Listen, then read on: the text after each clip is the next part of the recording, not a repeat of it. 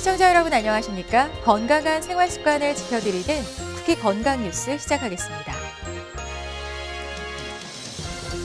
우리나라 국민의 비만율이 지난 10년간 지속적으로 증가한 것으로 파악됐습니다. 질병관리본부와 17개 광역자치단체가 최근 발표한 지역사회 건강조사 결과를 보면 우리나라 국민의 비만율은 2008년 21.6%에서 2018년 31.8%로 10.2%포인트 증가했는데요. 처음 실시한 비만율 실제 계측 결과 또한 33.8%로 비슷했습니다. 한편 자신의 건강 상태가 좋다고 평가한 비율은 42.4%로 통계 집계 사상 최저치를 기록했습니다. 몸에 암세포가 퍼지면 뇌졸중 발병 위험도 증가하는 것으로 나타났습니다. 삼성서울병원 신경과와 고려대 의학통계학 교실 연구팀이 암 환자 2만 700여 명과 일반인 67만 5,500여 명의 뇌졸중 발병 위험을 비교해 봤는데요. 그 결과 암 환자는 일반인보다 뇌졸중 발병 위험이 13% 증가한 것으로 확인됐습니다. 연구팀은 암 치료에 쓰이는 항암 화학요법이 일정 부분 영향을 미쳤을 것으로 추정했는데요. 연구팀은 이 같은 발병 위험도 차이는 암 진단 3년 차까지 커진 뒤 7년 차까지 유지됐다며 암 진단 7년 차 때 뇌졸중 사망 위험은 암 환자가 일반인에 비해 21%나 높게 나타났다고 설명했습니다. 1인 가구의 성인 당뇨병 유병률이 다인 가구의 2배 이상인 것으로 조사됐습니다.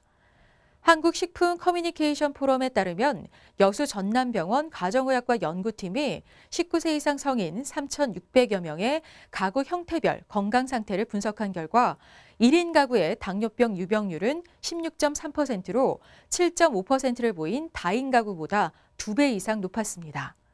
연구팀은 논문을 통해 1인 가구의 당뇨병 위험 요인 중 다인 가구와 가장 큰 차이를 보인 점은 아침 식사를 자주 거르고 신체 활동을 적게 하는 것이었다고 분석했는데요. 실제 1인 가구 당뇨병 환자의 주당 신체 활동 시간은 평균 31분으로 다인 가구에 속한 당뇨병 환자의 127분에 크게 못 미쳤습니다. 극심한 두통이 눈물, 콧물, 결막 충혈 등의 자율신경 증상과 함께 주기적으로 나타나는 질병을 군발 두통이라고 부르는데요. 군발 두통 환자의 상당수가 직장 생활에 어려움을 겪는 것으로 나타났습니다. 한림대 동탄성심병원 신경과 연구팀이 직장인 233명을 대상으로 조사를 벌였는데요. 85%에 달하는 군발 두통 환자가 직장 내 어려움을 호소했습니다. 질환에 따른 업무 능력 감소로 인해 힘들다는 비율이 60%로 가장 많았고, 이어 병가 사용 빈도 증가 39%, 미진한 직장 활동 참여가 36%를 차지했습니다. 연구팀은 군발 두통은 100% 고농도 산소를 15분간 흡입하면 개선될 수 있다며 환자 삶의 질을 위해 제도 개선이 필요하다고 강조했습니다. 대장암을 가진 알코올 간질환 환자의 경우 후속적인 간암 발생 가능성이 크다는 연구 결과가 나왔습니다.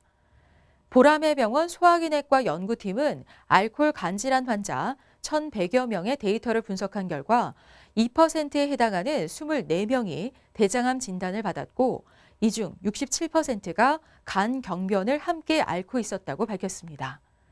이들의 하루 평균 알코올 섭취량은 108g으로 대장암이 발견되지 않은 환자들의 섭취량인 57g에 비해 약 2배가량 많아 간암 발생 위험이 상대적으로 높았습니다. 간암의 위험 요인을 추정한 연구에서는 주 원인으로 알려진 간 경변의 위험 비율이 11.36으로 나타난 반면 대장암은 12.64로 더 높게 나왔습니다.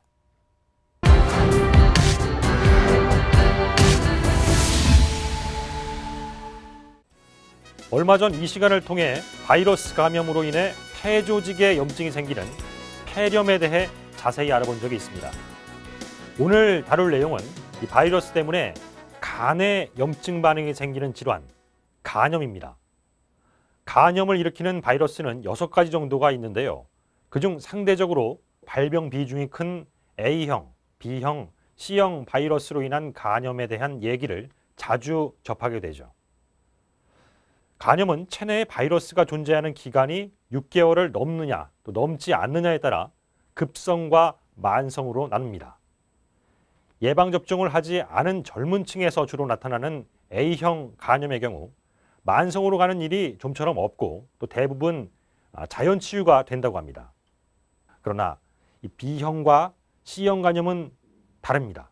한번 걸리면 지속적으로 우리 몸에서 문제를 일으킬 수 있고 제대로 치료를 안 하면 간경변증 또 간암으로 이어질 수 있는 무서운 질환입니다.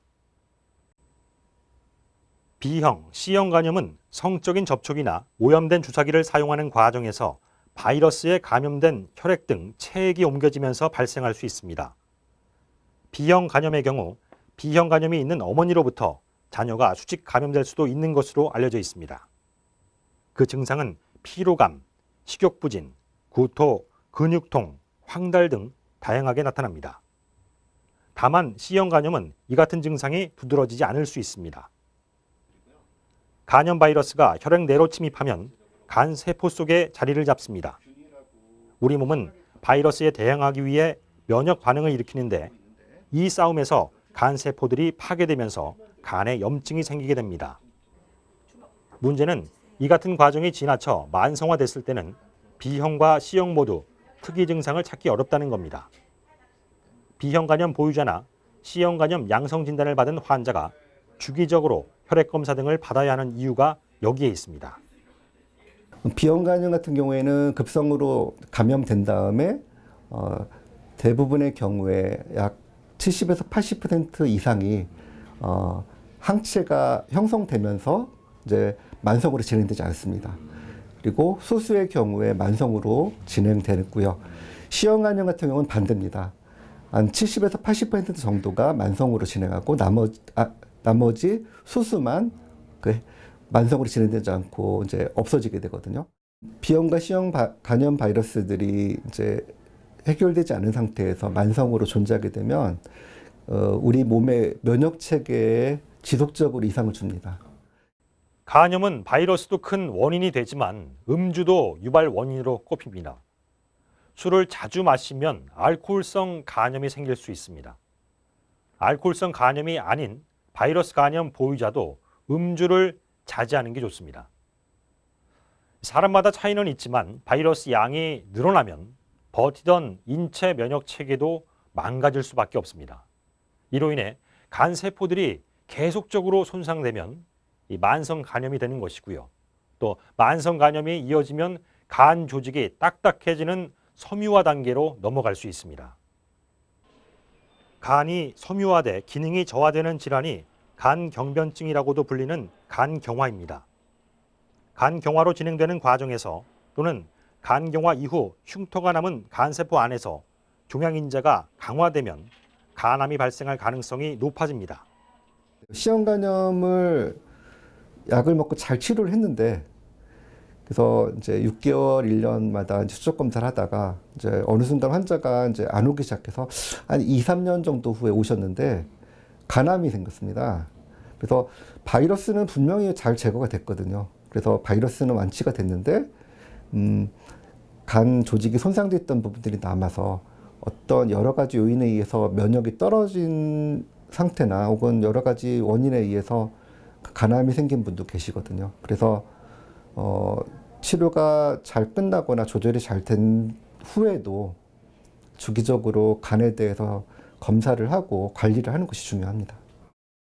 간염이 호전됐더라도 간세포의 상태, 바이러스 활동 여부 등을 살피기 위해 대개 수년간에 걸쳐 6개월 간격으로 추적 검사를 이어갑니다. 현재 국내 B형 간염 보유자는 약 5%, C형 간염은 1% 수준으로 알려져 있는데요. 만성일 경우 B형 간염 환자의 35%, C형 간염 환자의 25%가량이 간 경화를 겪게 된다는 조사 결과가 있습니다. 특히 B형 간염은 간 경화를 거쳐 생기는 간암의 가장 큰 원인으로 지목됩니다. 간암 환자 4명 가운데 3명이 B형 간염을 앓았다고 하는데요. 간암을 잡으려면 B형 간염부터 잡아야 한다는 말이 나옵니다. B형 간염 바이러스는 예방접종을 철저히 하는 것이 가장 중요합니다. 지금 이제 젊은 층들은 거의 전 국민 예방 접종이 시행되고 있고요. 그리고 보건소나 일반 병원에서 아주 손쉽게 예방 접종이 가능하기 때문에 만약에 이제 1회 예방 접종을 했는데도 항체가 생기지 않는 경우에는 보통 저희가 3회까지는 반복해서 3번 예방 접종을 하는 것을 권유하고 있습니다. 그래서 예방 접종이 완벽하게 돼 있는 상태에서는 항체가 형성되어 있기만 하면 비형 간염은 절대 걸리지 않습니다. B형 간염에 비해 연구가 덜 된 C형 간염은 아직 예방 백신이 없습니다. 그러나 치료제 효과가 커 환자의 95% 이상이 완치될 수 있다고 합니다. 간염에 대한 막연한 두려움이 있을 수 있습니다. 그러나 B형 간염도 또 C형 간염도 부작용이 거의 없으면서 대응력이 뛰어난 약제 개발이 많은 진전을 이뤘습니다. B형 간염의 경우 약 복용 기간이 수년 정도 지속되긴 하지만 이를 통해 바이러스를 억제하고 간경화 또 간암 발생을 막을 수 있습니다. C형 간염은 보통 8주에서 12주 정도 약을 먹으면서 치료를 받으면 완치가 가능합니다. 물론 이 급성 간염에 그칠 경우, 그러니까 만성으로 이완되지 않으면 더 이상 치료할 필요는 없습니다. 급성 간염은 일단 좋아지면 웬만해선 간에 추가적으로 영향을 주지 않기 때문입니다. 국내에서 B형 간염으로 진료를 받는 사람은 연간 37만 명에 달하는데 질환이 악화되고 나서야 병원을 찾는 사례가 많다고 합니다. 또 30만 명으로 추정되는 C형 간염 감염자의 검진율도 15%에 그쳐 우려를 낳고 있습니다. 간은 우리 신체의 기본 기능을 유지하고 또 해로운 외부 물질로부터 생명을 지키는 등 많은 일을 하고 있지만 손상이 돼도 분명한 신호를 보내지 못합니다. 전문의들은 적절한 검사와 질환의 조기 발견을 위한 진료가 꼭 필요하다고 강조합니다.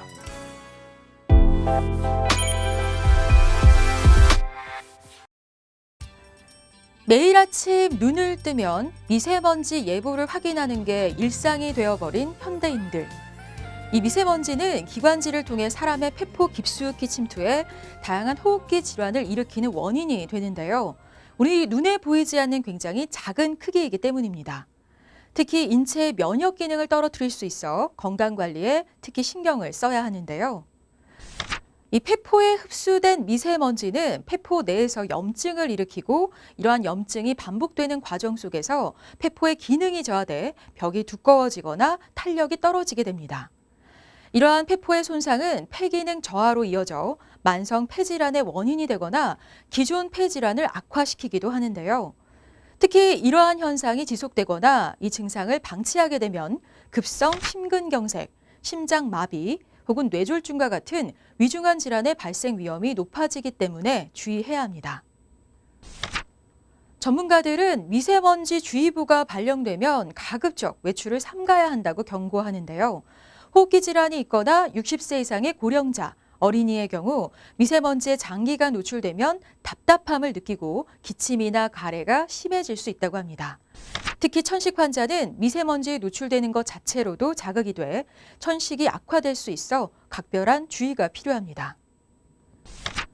이 미세먼지는 수변이나 대변으로 바로 배출되지 않기 때문에 1차적으로 폐의 선모작용이나 면역작용에 의해서 배출하거나 없애야 하는데요. 기관지의 선모운동과 점액 분비가 원활하게 되기 위해서는 충분한 수분 섭취와 휴식이 필요합니다.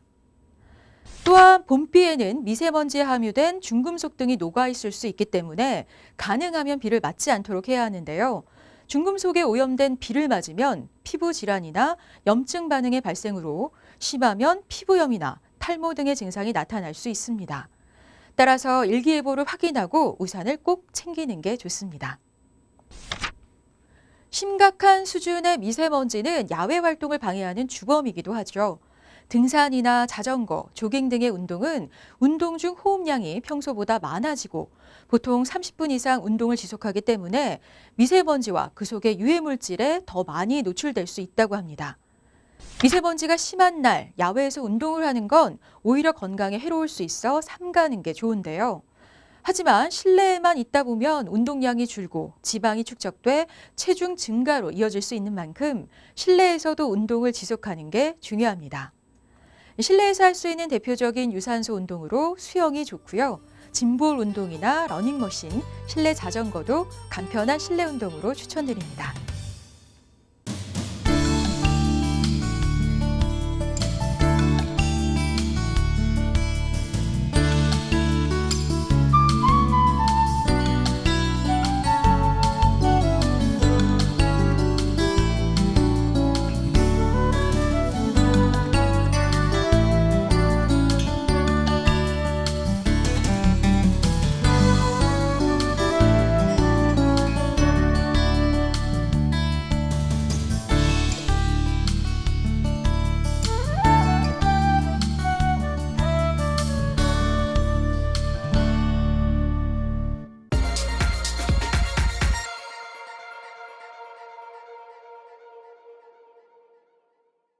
아침 기상 후에 샴푸하는 분들이 많죠.